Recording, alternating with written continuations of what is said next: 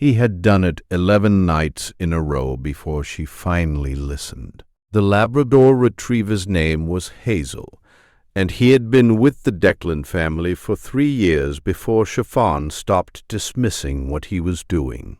She was a speech therapist. She thought this mattered. It would turn out that her professional knowledge was exactly what delayed her understanding.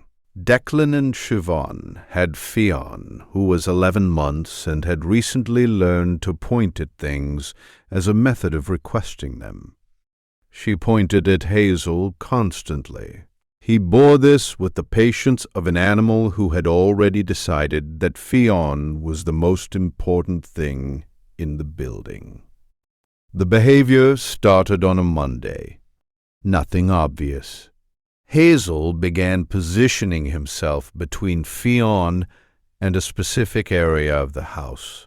Not aggressively, not anxiously, simply with the calm, particular resolve of an animal executing a task that required no audience approval. He would stand there. He would wait. If Fionn moved toward the area, he moved with her. If she reached for something, he was already there. Chiffon moved him the first time. He returned before she'd crossed the room. She moved him the second time with greater deliberateness. He returned in under 4 minutes. By the third day, she'd begun consulting her speech therapist colleagues about canine resource guarding. The wrong question. Arriving from the wrong framework. Producing entirely wrong conclusions. Her expertise was the problem. She had a category for what she was observing.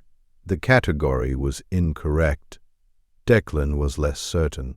He had no professional framework to apply, which meant he was watching what was actually happening instead of watching for confirmation of what he already thought was happening.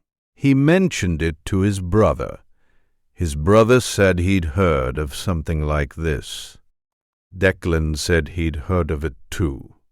Neither of them said the thing out loud because it sounded like the kind of thing you didn't say until you had proof. On the 7th night, Chiffon sat on the kitchen floor at 11 p.m. with her back against the refrigerator, watching Hazel maintain his position near the area he'd been attending to all week. She had a cup of coffee she wasn't drinking. She had her phone with a browser open to a veterinary behavior website she wasn't reading. She was watching the dog.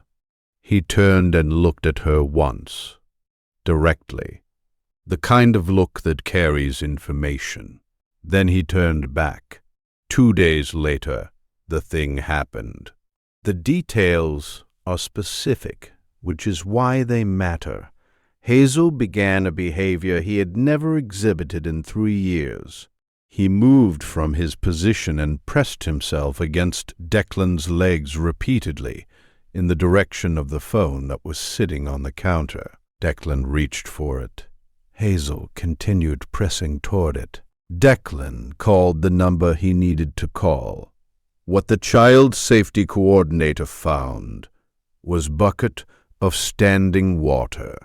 The child safety coordinator explained the science afterward. Dogs can detect the specific air current near open water containers. The window between detectable and symptomatic, in this specific case, was the window in which Hazel had been standing in exactly that spot, in exactly that position, for exactly that many days.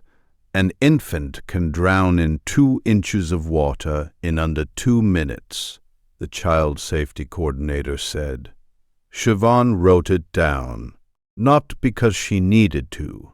She would remember it without writing, but because she needed to do something with her hands in that moment. She had a category now. The category was, I had a professional framework that was wrong.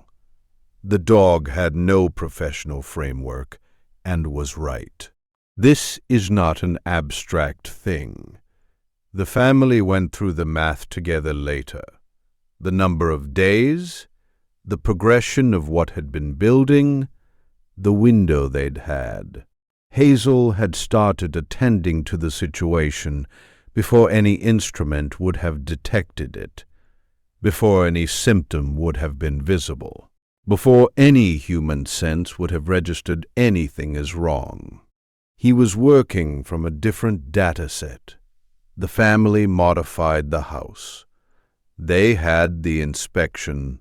They followed the protocol. They thanked everyone they were supposed to thank. What they couldn't do was fully account for Hazel's contribution in any of the official paperwork. There wasn't a field for it. There isn't a field for it. The child safety coordinator put early detection in the report. Early detection is accurate. It is also incomplete.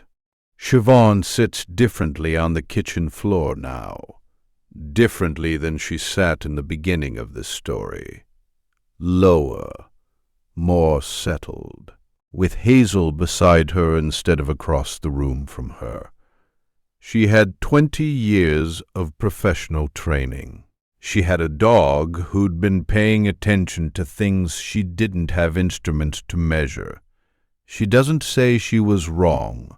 She says she was working with incomplete data. Hazel has no opinion on the distinction. He is busy attending to Fionn, who is 11 months and has recently learned that pointing at the dog works somewhat better than pointing at most other things. He is patient with her about it. He has always been patient. Has your dog ever done something that didn't make sense? Until suddenly it did. Tell us in the comments. Subscribe so the next story finds you before the noise does. The science confirms what the family already knew by the time the specialist explained it. Dogs carry sensory data at a density human instruments are still catching up to measure. What feels like loyalty often turns out to be perception. What looks like protection turns out to be early detection. The gap between those two explanations is exactly where these stories live, in the space between what we call instinct and what we're only beginning to call evidence.